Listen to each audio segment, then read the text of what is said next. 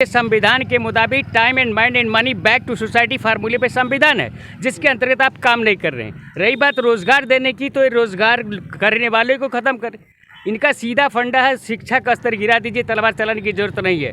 रही बात मुलायम सिंह की, तो मुलायम सिंह ने बीजेपी को पाला, भोगना ही आपको पड़ेगा। सरकार तो बसपा की बनेगी। पिछली बार जब भाजपा सरकार ने एक नारा दिया था कि उत्तर प्रदेश में न भ्रष्टाचार होगा न गुंडाराज होगा, उत्तर प्रदेश की जनता भयमुक्त होगी। लेकिन मैं बड़े ईमानदारी और बड़े विश्वास से कहना चाहता हूँ, आज उत्तर प्रदेश के किसी भी कोने में आप जाइए, किसी भी टेबल पर जाइए, भ्रष्टाचार, गुंडाराज गली गली में। आज उत्तर प्रदेश का जो इतिहास है वह आम जनता के बीच में खुला हुआ है। आज कोई बता दे, छात्र नेता युवा प्रवीण सिंह जैसा प्रत्याशी कोई है क्या? लेकिन लोग कहते हैं, मेरी बात होती है लोगों से, तो कहते हैं कि उनके पास तो वोटें नहीं है। वोट आएगा कहाँ से? पैदा कोई करता है? दुर्गा यादव खेत में से खन के लाए थे वोट, या गुड्डू मिश्रा खन के लाएंगे? यहाँ की जनता वही जातिवाद में बनी है, वही धर्मवाद में बनी हुई है। इनको क्या चाहिए? 40 साला नेता। नमस्कार, मैं हूं डीपी पांडे और आप देख रहे हैं जनहित इंडिया। आज हम मौजूद हैं सदर विधानसभा क्षेत्र में, चक्रपानपुर मार्केट में। यह वह मार्केट है जहां एक अच्छा खासा यहाँ की आबादी है, और यहीं पे बगल में एक विधानसभा दूसरी हो जाती है मेहनगर।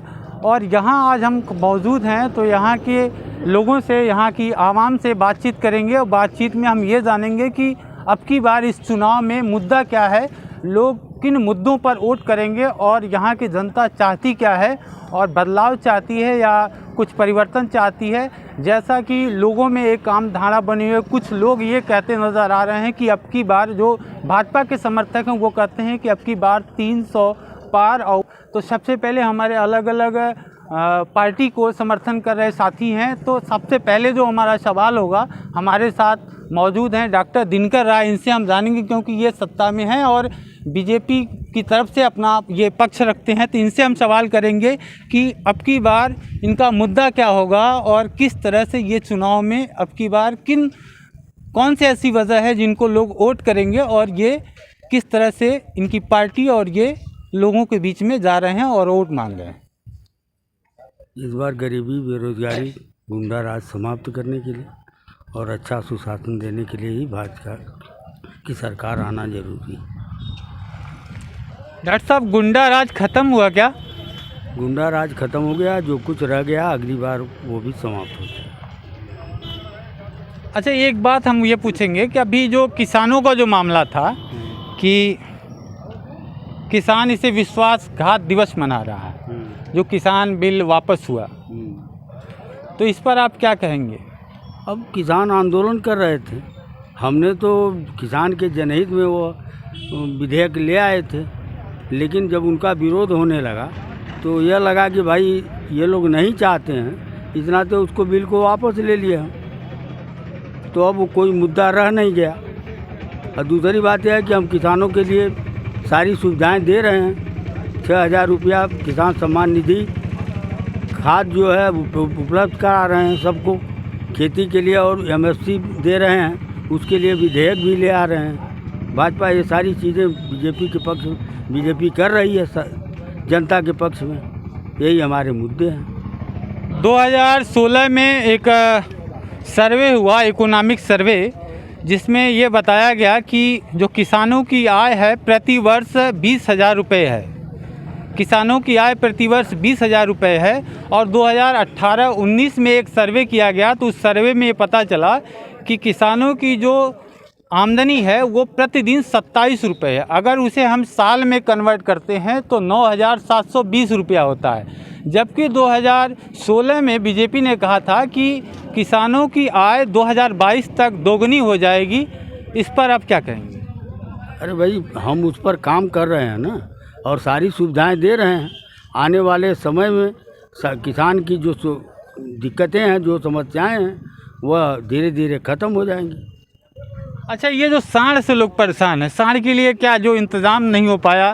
अब वो एक दिन का काम नहीं ना है, तमाम उसके लिए हम लोग कोशिश कर रहे हैं कि जगह जगह गौशाला बनाया जाए और उनकी सुविधाएं बढ़ाई जाए, और आगे चल के हम और सुविधा करके और उनको फिर रखेंगे उसमें।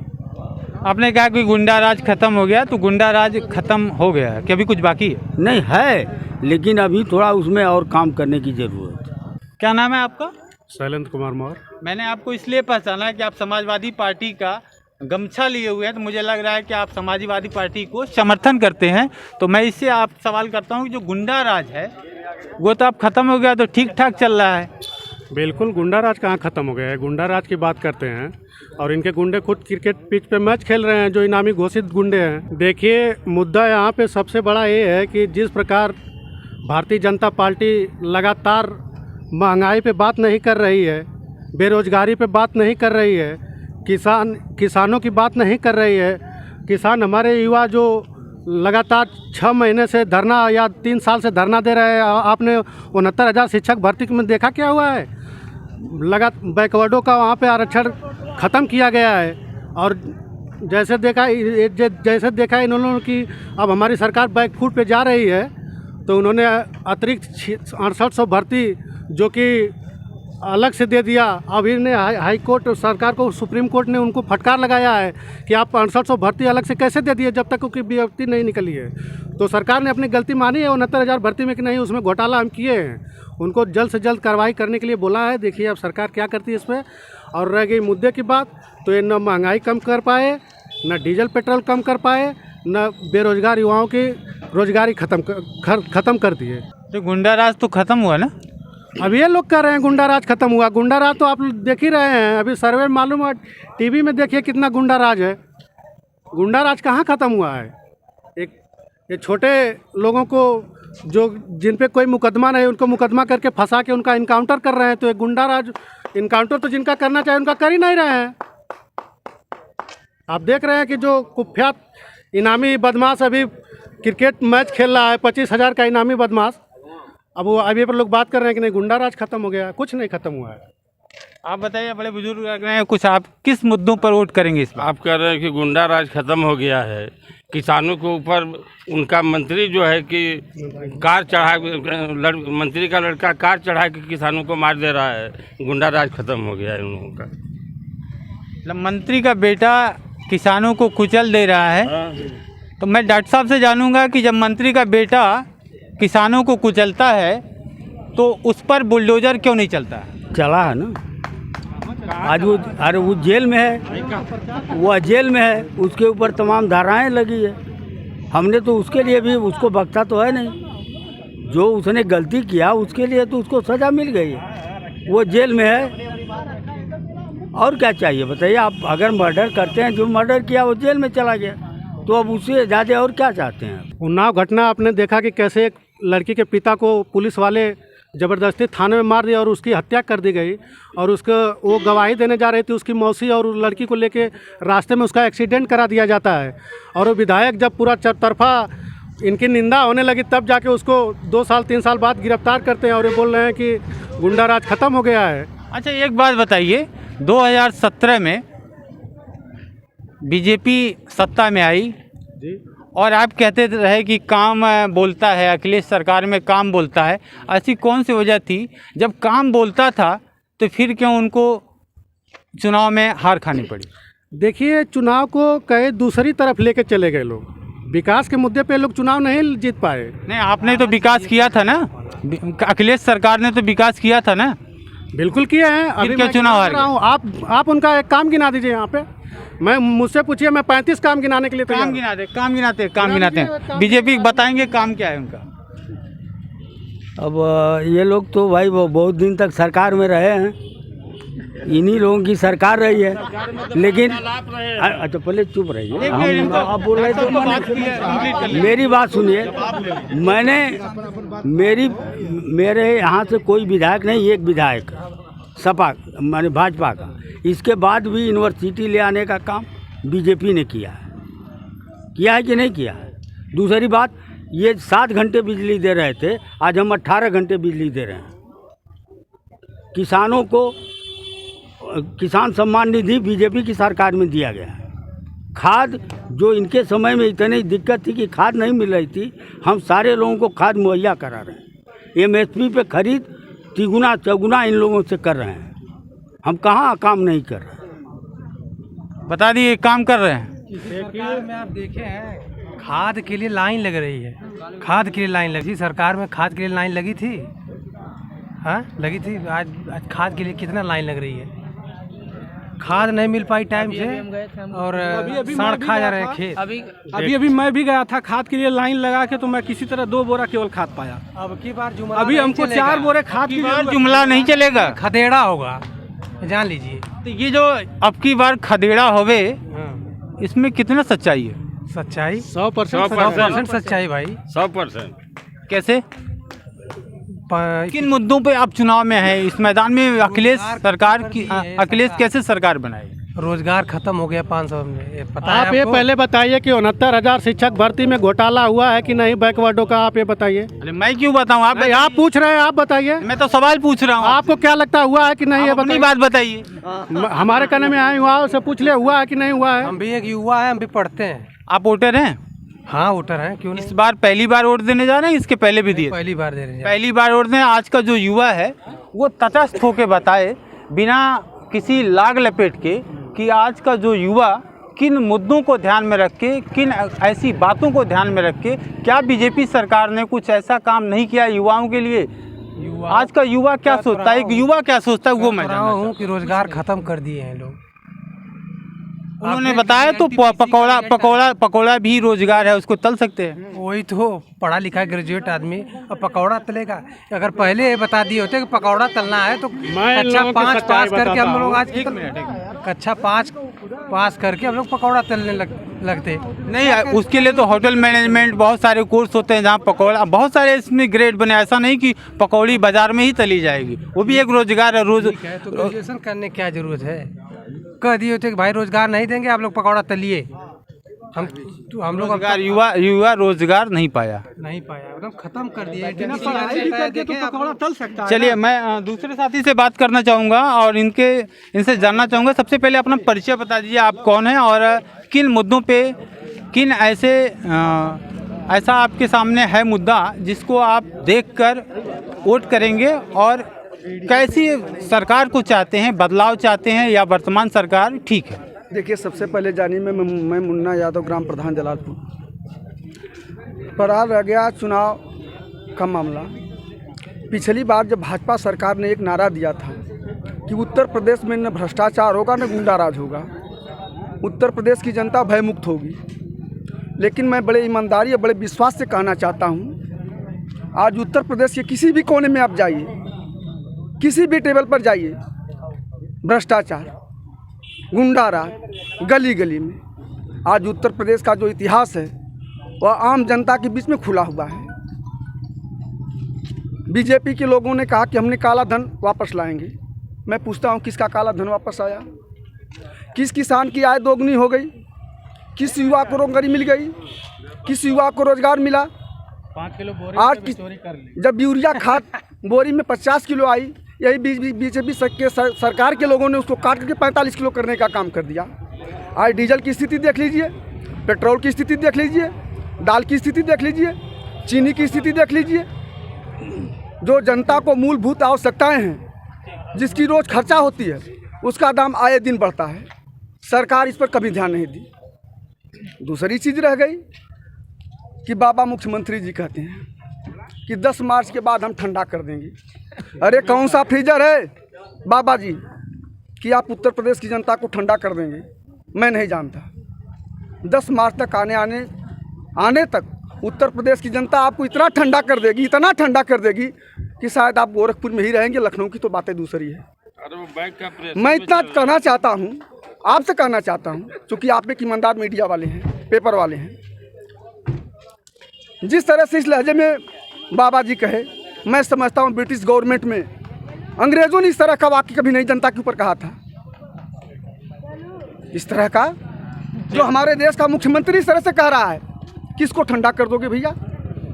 कितने लोगों को ठंडा कर दोगे? हमारे दूसरे साथी हैं बसपा से, इनसे जानना चाहेंगे कि अब की बार चुनाव में बसपा कहाँ खड़ी है? क्या बसपा की सोशल इंजीनियरिंग इस बार फेल है? नहीं, किसी भी सूरत में नहीं फेल न होगी। कहाँ देख रहे हैं आप बसपा को? देख रहे हैं बसपा को आप कहाँ देख रहे हैं? आप लोग तो पहले ही बेईमान आदमी ने कहा कि पत्रकार ईमानदार है। अगर आप ईमानदार तो उसको बताइए। जिसने सोशल इंजीनियरिंग का फार्मूला लाया, क्या उसको कैसे आप देख रहे हैं कि अब वो कहाँ खड़ी है और क्यों? क्या है जो भारतीय संविधान कहता है, क्या उसके मुताबिक आपकी सरकार और आप कर रहे हैं इस काम को?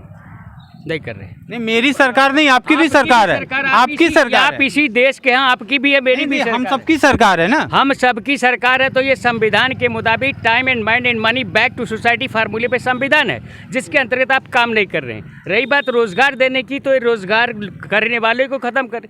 इनका सीधा फंडा है, शिक्षा का स्तर गिरा दीजिए, तलवार चलाने की जरूरत नहीं है। रही बात मुलायम सिंह की, तो मुलायम सिंह ने बीजेपी को पाला भोगना ही आपको पड़ेगा। सरकार तो बसपा की बनेगी, बसपा की सरकार बनेगी। आप कहाँ जा रहे हैं? रुके रुके, आपसे और बात करते हैं। ये बताइए, दलित क्या सोचता है इस बार? दलित नहीं, अब दलित दलदल से निकल चुका है और दलित अपना जवाब देगा, क्योंकि सबसे ज्यादा संख्या हमारी है। तो लोग तो कह रहे हैं कि हमारा राज तुम्हारा नहीं चलेगा, नहीं चलेगा। लोग कह रहे हैं कि मायावती, बहन मायावती और कांग्रेस बड़े आराम से चुनाव लड़ रही है, उसे कोई चिंता उनता नहीं है इस बार चुनाव। तकलीफ तो इसके पास होती जिसका घड़ा खाली। हमारा तो पहले से हमारा परसेंटेज वोटों का हम बैलेंस बना हुआ, हम अपने बैलेंस के दम पे, आप सब की दम पे सरकार बनाएंगे। आपने क्या नाम बताया अपना? हमारा नाम हंसराज पेरियार। चलिए ठीक है, हंसराज पेरियार ने बताया कि अब की बार जो सरकार बनने वाली है वो बहन जी की बनने वाली है। सही कह रहा हूँ? 100%। और दलित किन मुद्दों पे वोट करेगा? केवल बहन मायावती को? दलित देश की समस्त नीतियों का जो सही है उसका सबका सपोर्ट करता है, चाहे बॉर्डर की बात हो चाहे यहाँ की बात है। ये दलितों का देश रहा है, दलितों के नाम पे संविधान और दलितों के नाम की राजनीति है, इसलिए दलित अपने हक और अधिकार के लिए सब बॉर्डर पे जो भी करना पड़ेगा सब कुछ करेगा। एक सवाल और आपसे मैं करूँगा। बोलिए। पश्चिम में एक धारणा बनी हुई है कि चंद्रशेखर रावण, नाम सुने आप? वो बिगड़ा हुआ औलाद है, सब सुधर जाएगा। तो नौजवान तो उसके साथ हैं। नौजवान साथ नहीं, नौजवान अगर अपने को आपको चाहता है कि हम मोस्ट बने, मजबूत बने, अपने ताकतवर बने, तो उसकी बात वो तो जाके गिड़गिड़ा रहा कि मुझे एक सीट भी दे दो। और हम तो सीट देने के लिए तुमको, तुम्हारी औकात है तो सीट तुमको देने वाले तो लाइन लगा देगी। तुम साले मांग रहे हो, तुम्हारा तो कैरेक्टर नहीं। नौजवान तो उसके साथ हैं। नौजवान नहीं है, नौजवान तो भीड़ में अभी आएंगे, तो इतना नौजवान आपके यहाँ खाली है लोग तो आए भी करेंगे। चलिए ठीक है, हमारे पास रोजगार नहीं, भीड़ लगेगा। ठीक है, ठीक है। मतलब बहन मायावती की सरकार इस बार आ रही है, क्योंकि गुंडों को जेल में भिजवाने का पूरा तकमा मायावती के नाम है। अरे ये काम तो बाबा भी कर रहे हैं ना। बाबा जी कर रहे तो बाबा जी की बात बाबा जी जाने। तो बाबा जी की अच्छाई एक बता दीजिए। बाबा जी की अच्छाई हम कोई नहीं बताते, क्योंकि जो बनाया कि उन्होंने हम चारागाह की जमीनों को कब्जा करके पशु सुरक्षा करेंगे, बाबा जी फेल। बाबा की एक अच्छाई पूछ रहा हूँ। बाबा जी की अच्छाई ये है कि वो पुराना पूरा जा करके अभी मंदिर पे पूजा करें, मंदिर में पूजा करें। बाबा मंदिर में पूजा करें। देश के लिए। और मेरे साथ पूर्व लोकसभा सांसद के प्रत्याशी हैं डॉक्टर राजीव पांडे। डॉक्टर राजीव पांडे से मैं जानूंगा, ये एक्चुअली एक निर्दल प्रत्याशी के रूप में थे और एक भारत रक्षा दल एक संस्था है जो सोशल क्षेत्र में काम करती है, उनके सपोर्ट में इन्होंने लोकसभा का चुनाव लड़े थे। और इनसे जानना चाहेंगे कि अब की बार इस चुनाव में मुद्दा क्या होगा और ये क्या सोचते हैं, किन मुद्दों पे लग रहा है कि पब्लिक वोट करेगी और खुद क्या सोचते हैं, इनके विचार लेते हैं। देखिए, मैं डॉक्टर राजीव पांडे, जिला कोऑर्डिनेटर भारत रक्षा दल। चूँकि दोषी जनता है, जनता ने ऐसे प्रतिनिधि को बैठा रखा है जो हमारी आवाज़ों को वहाँ तक पहुँचाते नहीं, तो जनता सबसे बड़ी दोषी है। आज हम आजमगढ़ की बात करें तो आजमगढ़ में नेता नहीं चुना जाता, आजमगढ़ में जाति चुनी जाती है। आजमगढ़ में प्रतिनिधि, ईमानदार प्रतिनिधि आता है और लोगों के हाथ गोड़ जोड़कर शांति से चला जाता है। यहाँ की जनता वही जातिवाद में बनी है, वही धर्मवाद में बनी हुई है। इनको क्या चाहिए? 40 साला नेता, 40 साल का नेता। जो आप बताएं, मैं आपको बताऊं, मुझे 5 साल दे दीजिए, मैं आजमगढ़ को स्वर्ग बना दूं, सदर विधानसभा को। लेकिन 40 साल में आपने क्या किया? आजमगढ़ को क्या बनाया? 40 साल में? और रही बात सत्ताधारी पार्टी की, ये कहते हैं कि हमारे तो विधायक ही नहीं है यहाँ। आप कहते क्या हो? आपको तो शर्म आनी चाहिए कहते हुए कि आप पूरे देश में राज कर रहे हो, पूरे प्रदेश में राज कर रहे हो और आपके पास विधायक ही नहीं है। आपको 10 विधायक चाहिए तब आप काम करेंगे। आपके जो प्रतिनिधि लोकल हैं वो क्या कर रहे हैं? और आज जो पक्ष विपक्ष की बात हो रही है, तो आजमगढ़ में भाजपा से ज़्यादा दुर्दशा का जिम्मेदार जो है सपा है। आजमगढ़ की जनता ने चाहे जाति पर वोट दिया, धर्म पर वोट दिया, लेकिन दिया 9 सीट। दिया कितनी सीट? 9 सीट। आप 9 सीट पाके आप यह दलील दे रहे हो कि हमारी सरकार नहीं, इसलिए नहीं करेंगे। आपकी निधि कहाँ हो रही है? कहाँ आप अपनी निधि का उपयोग कर रहे हैं? हमारे एक युवा साथी ने पहली बार वोट देने जाएंगे, इन्होंने कहा खदेड़ा हो बे। आप आजमगढ़ में किसका खदेड़ा करेंगे भाई मेरे? किसका खदेड़ा करेंगे? आप युवा हो, अपनी सोच को जागृत करो, आप अच्छा प्रत्याशी लाओ। खदेड़ा करने की जरूरत नहीं है। बहुत सारे आप प्रदेशों में प्रत्याशी देखेंगे कि वो अपने दम पर, अपनी बदौलत चुनाव जीतते हैं। न तो उनको किसी पार्टी का सहयोग चाहिए, न तो किसी जात का सहयोग चाहिए। सारे जात के लोग, सारे धर्म के लोग वोट करते हैं। क्यों करते हैं? तो इसमें सबसे ज़्यादा गलती अगर किसी की है तो हम आपकी गलती है, क्योंकि हम ऐसे प्रत्याशी को चुनते हैं, ऐसे लोगों को मौका देते हैं जो जानते हैं कि पर्चा दाखिला विजय निश्चित, पर्चा दाखिला विजय निश्चित। और जब तक परिवर्तन नहीं करेंगे आप, ऐसे ही खदेड़ा करते रहेंगे, खदेड़ा होते रहेगा, सरकार बनते रहेगी। इसलिए दृढ़ निश्चय करिए, ईमानदार प्रत्याशी, अच्छी छवि की प्रत्याशी को जिताइए। लोग कहते हैं उनके पास तो वोटे नहीं है। वोट कैसे होगा? जब आप जाति में बंधकर वोट करेंगे, धर्म में बंधकर वोट करेंगे तो वोट कैसे होगा? आप प्रत्याशी चुनिए। तमाम प्रत्याशी मैदान में घूम रहे हैं। आज कोई बता दे, छात्र नेता युवा प्रवीण सिंह जैसा प्रत्याशी कोई है क्या? लेकिन लोग कहते हैं, मेरी बात होती है लोगों से, तो कहते हैं कि उनके पास तो वोटे नहीं है। वोट आएगा कहाँ से? पैदा कोई करता है? दुर्गा यादव खेत में से खन के लाए थे वोट, या गुड्डू मिश्रा खन के लाएंगे? आपने बिल्कुल सही कहा कि आजमगढ़ में कोई नेता नहीं है। अगर आजमगढ़ में नेता होता तो यहाँ लोकसभा का चुनाव लड़ने के लिए बाहर से टपक के कोई नहीं आता, और यहाँ से बाहर के लोग आते हैं और यहाँ से चुनाव जीत कर जाते हैं और कुछ हार कर भी जाते हैं।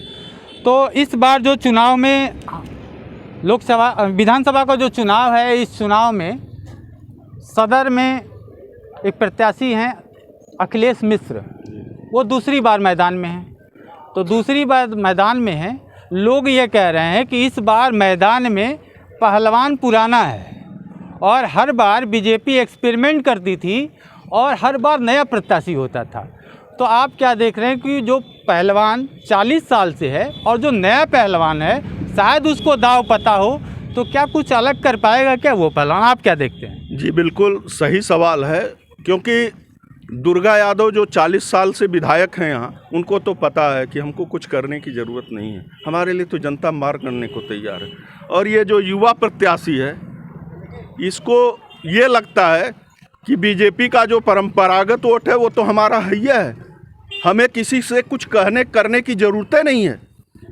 तभी तो तरवा से शीशा बंद चलते हैं, जाके भदुली में खुलता है शीशा। उनका अपना एक वोट ब्राह्मण शिरोमण हैं। ऐसे कैसे ब्राह्मण शिरोमण? तो मैं भी हूँ, मैं भी तो ब्राह्मण हूँ। मैं ब्राह्मण नहीं हूँ? ब्राह्मण अपने आप को कहाँ देखता है? ब्राह्मण शिक्षित है, जानकार है, सोच समझ के वोट करता है और करेगा। ब्राह्मण किसी का बधुआ नहीं है। चलिए ठीक है, मैं एक सवाल आपसे लास्ट में करूँगा कि कोरोना काल में, आप डॉक्टर हैं, कोरोना काल में हॉस्पिटल और ऑक्सीजन की वजह से लाखों लोग काल के गाल में समा गए और सरकार कहती रही कि कोई नहीं मरा। इस पर आप क्या कहेंगे? बिल्कुल झूठ बोल रहे हैं, क्योंकि आप मीडिया वाले हैं, आप लोगों को पता है कि आजमगढ़ में भारत रक्षा दल ने कोरोना काल में जी जान लगा दिया।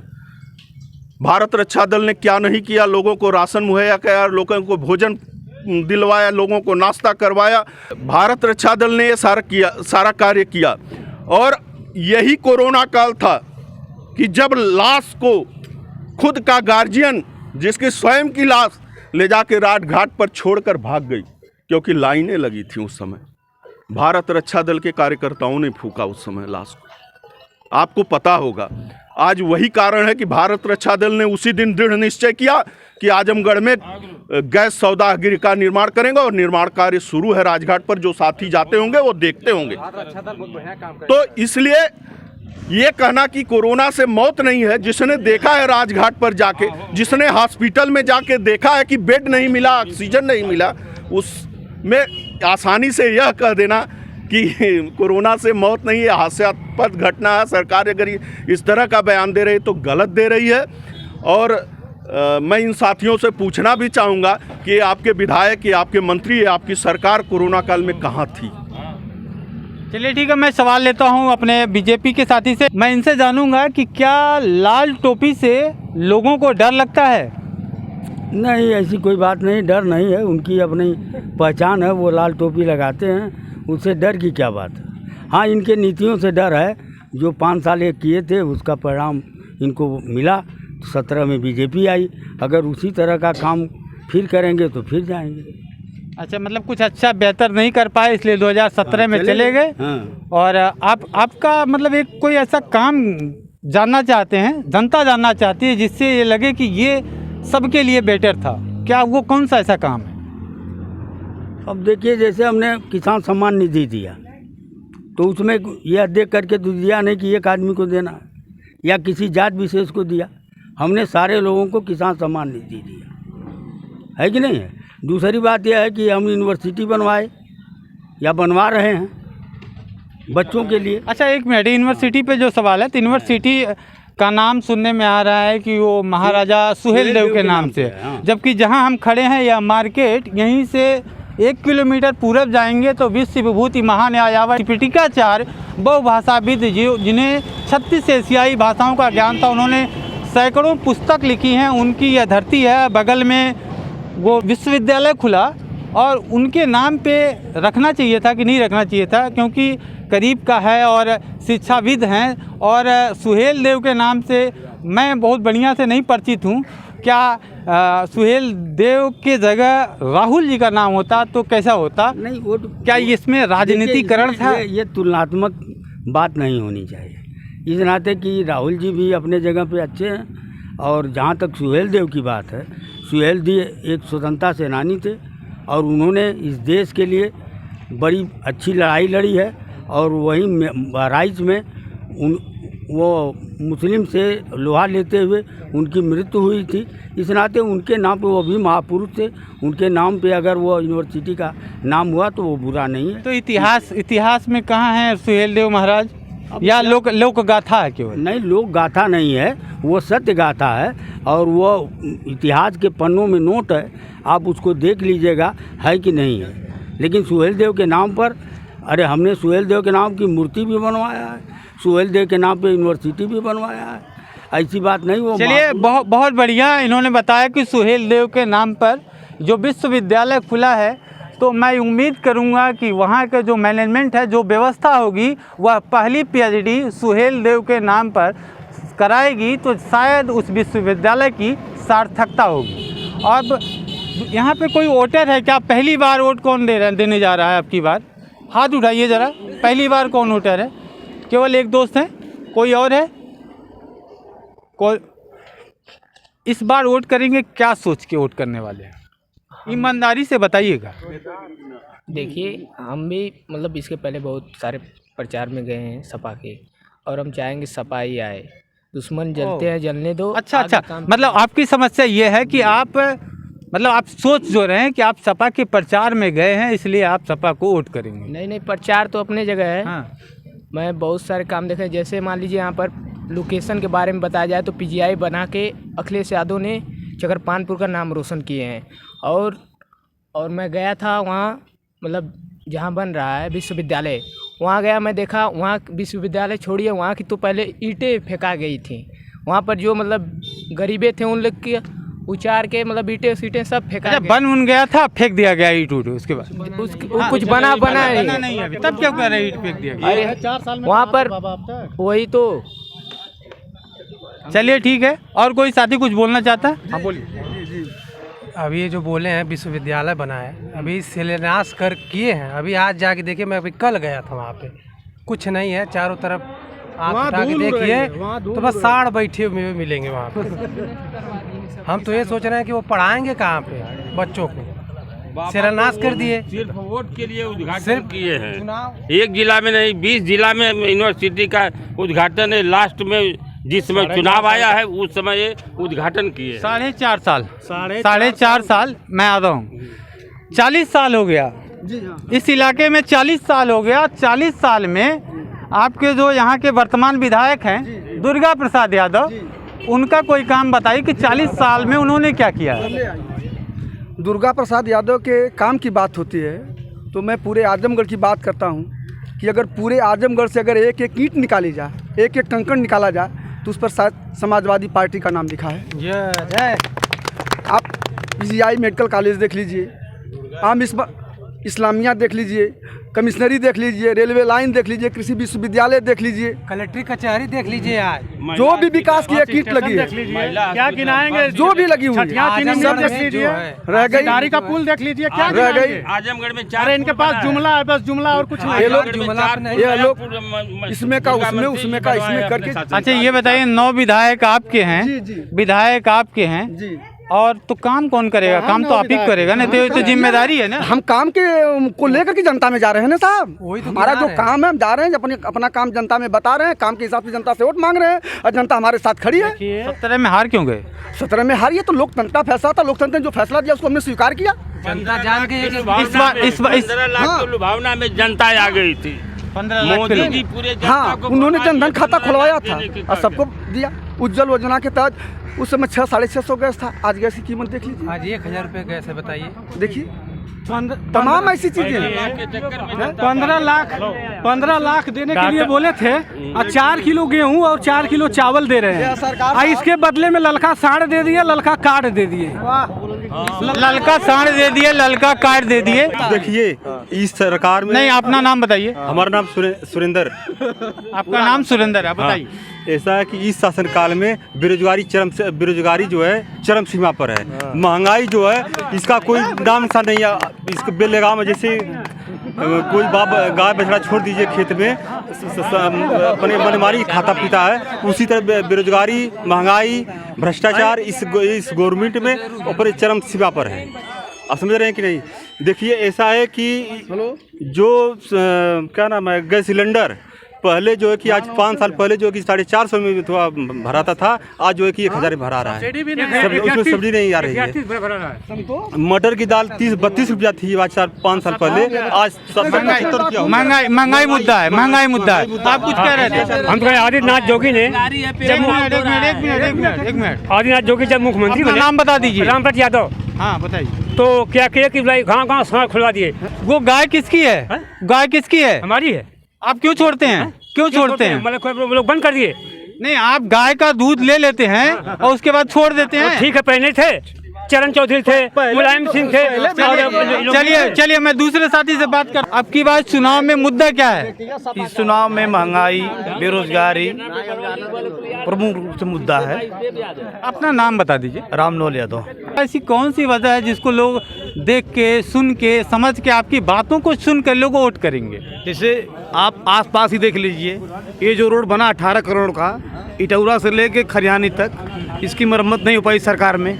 अब जगह जगह गड्ढे हो रहे हैं, और जितना विकास हुआ है माननीय अखिलेश यादव ने करके किया है और मुलायम सिंह यादव ने किया है आजमगढ़। अखिलेश यादव 5 साल तक दिखे नहीं सांसद होने के बाद। जब भी कोई बड़ा कार्यक्रम हुआ है, राष्ट्रीय अध्यक्ष जी सांसद हैं, यहाँ हमेशा आते हैं, ऐसी कोई बात नहीं है। ये तो विपक्षी वाले बोलते हैं नहीं आते हैं, नहीं आते हैं। हम कह रहे हैं हमारा काम कर रहे हैं ना, आए ना, उसकी क्या बात है? काम हमारा कोई बढ़ता है, वो आते हैं, करते हैं। कि वहाँ आजमगढ़ में कोई नेता नहीं है? आजमगढ़ में नेता नहीं, इसलिए बाहर से नेता लाना पड़ता है। आजमगढ़ में क्या नेता है? ऐसी कौन सी जरूरत आन पड़ी कि मुलायम सिंह यादव और अखिलेश यादव को यहाँ चुनाव लड़ना पड़ा? उनको यह डर था कि मैं हार रहा हूँ चुनाव? जैसे उनकी ये मनसा थी, यहाँ से हम लड़ेंगे तो पूरे पूर्वांचल में संदेश जाएगा, हमारी सीटें बढ़ेंगी। ऐसा कोई बात नहीं है। यहाँ 4-5 बार सांसद रहे रमाकांत यादव, दरोगा सरोज जी सांसद रहे हैं, यहाँ माननीय विधायक जी है, जानते हैं, लाइफ टाइम विधायक हैं। यहाँ नेता कमी नहीं है। इस बार पहलवान वही है, पुराना वाला। वो थोड़ा दाव खेलने में दिक्कत होगी। नहीं, कोई दिक्कत नहीं है। जब वो जब तक जिंदा रहेंगे तब तक वो विधायक है, कोई रोक नहीं पाएगा उनको। वो 5 साल चुनाव लड़ते हैं। चलिए, दुर्गा प्रसाद यादव जब तक विधायक हैं तब तक यहाँ वो रहेंगे, कोई उनको हिला नहीं पाएगा, ऐसा कह रहे हैं सपा के लोग। हमसे पूछिए, बोलिए। देखिए, जैसे डॉक्टर साहब ने अभी माननीय दुर्गा प्रसाद यादव के विषय में कहा कि 40 साल से आप लोग जातिवाद के नाम पे उनको वोट देते हैं, तो मैं शैलेंद्र कुमार, मेरा नाम शैलेंद्र कुमार मौर्य है, मैं भी उनको वोट देता हूँ। रह गई दुर्गा प्रसाद यादव की बात, तो आप लोग जानते हैं कि इसी मंगई पुल पे एक दलित का लड़का डूबा था और एक चौहान का लड़का डूबा था, आप भी जानते हैं इस चीज़ को।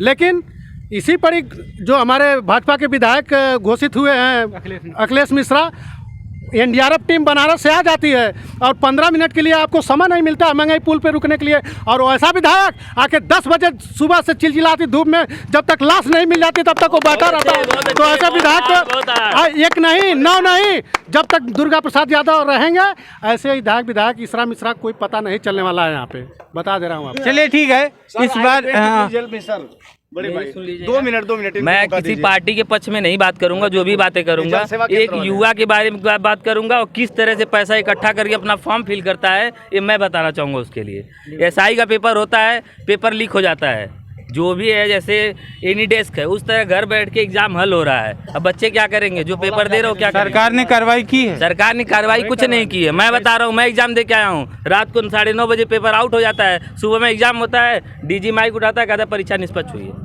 ये कोई तरीका हुआ है?